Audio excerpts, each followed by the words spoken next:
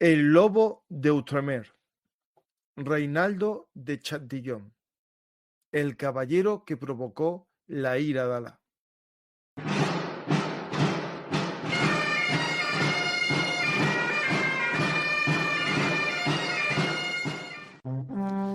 Armas, batallas y hombres que cambiaron el curso de la historia.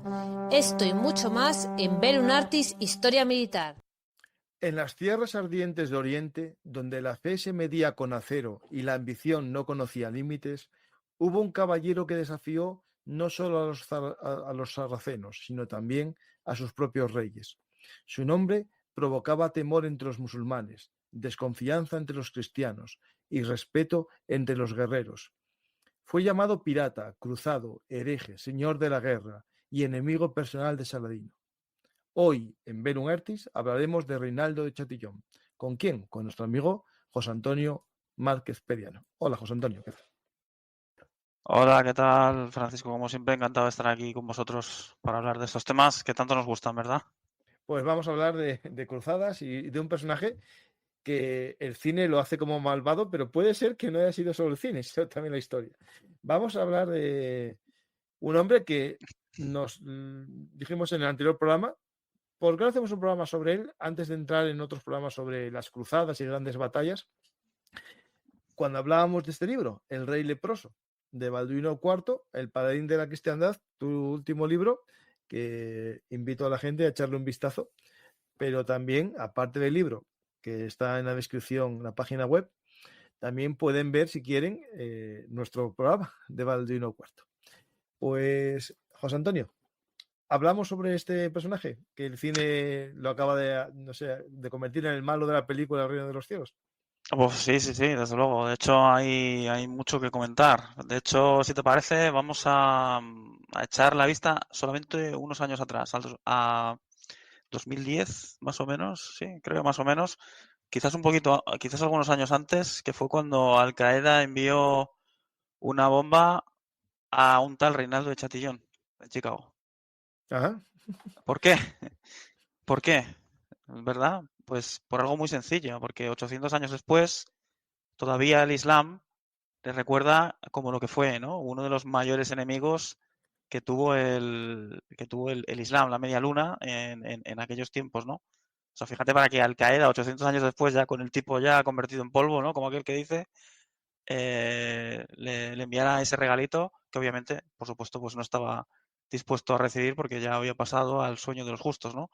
Entonces, sí, sin lugar a dudas, si tenemos que hablar de uno de los grandes olvidados de las cruzadas, si tenemos que hablar de uno de los grandes olvidados del siglo XII, que deberían estar a la altura, quizás, del propio Luis VII de Francia, por ejemplo, o del Espera, propio... te interrumpo, Sí, sí, pero a la vez que mandaron la bomba a Reinald de Crac, que era como el crack de los caballeros, ¿no? sí. Reinald de Chantillón, mandaron una bomba a otro ciudadano que se llamaba Diego de Deza, Ah, pues mira, por pues un sí, inquisidor español. pues sí, pues sí. Mira, ahí tenéis la noticia, si tenéis esa curiosidad, ¿verdad? Pues ahí la tenéis, que fue noticia en su momento, ¿no? Bueno, Eh, pues, esto es lo que pasa por elegir nombres con historia. Sí, sí, desde luego. Entonces, bueno, ya lo has comentado tú, que es un personaje que vemos como Maluto, ¿verdad? Que hemos bebido todos, yo creo, del gran Stephen Runciman, ¿verdad? Que es este gran historiador de las cruzadas que ha hecho una obra extraordinaria sobre las cruzadas. Y Stephen Runciman se convierte en el gran pregonero del gran historiador de este periodo, del periodo en el que estamos hablando, del siglo XII, que es Guillermo de Tiro. Guillermo de Tiro es el historiador oficial, el cronista oficial del Reino de Jerusalén.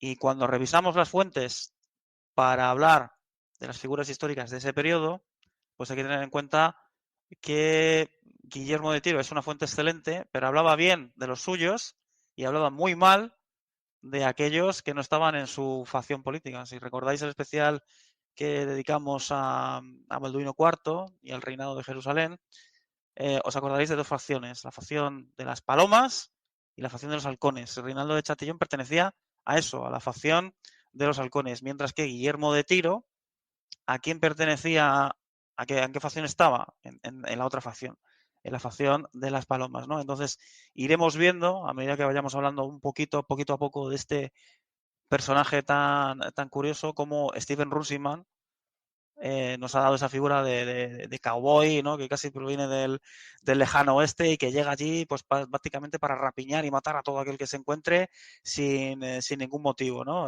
Rompiendo treguas, matando a unos y a otros, totalmente sediento de sangre y solamente pensando en una cosa, ¿no? En adquirir botín. Si miramos otras fuentes, por ejemplo, Pierre de Bougon, por ejemplo, es uno de los primeros biógrafos que se acerca a esta figura y se inicia un proceso de canonización para Reinaldo de Chatillon, que no llega a ningún sitio, por cierto. Pero ese texto, que lamentablemente no está todavía traducido al castellano, la Passio, está ahí. Y hay algunos historiadores, ¿verdad?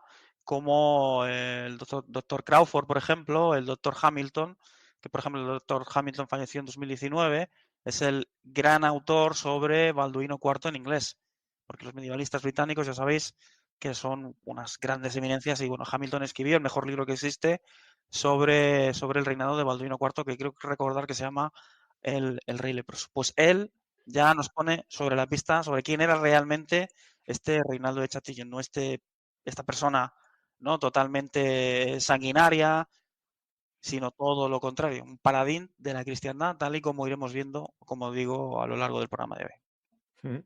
Pues vamos ahí, porque a veces la historia, ¿no?, tergiversa a los personajes para un lado o para otro.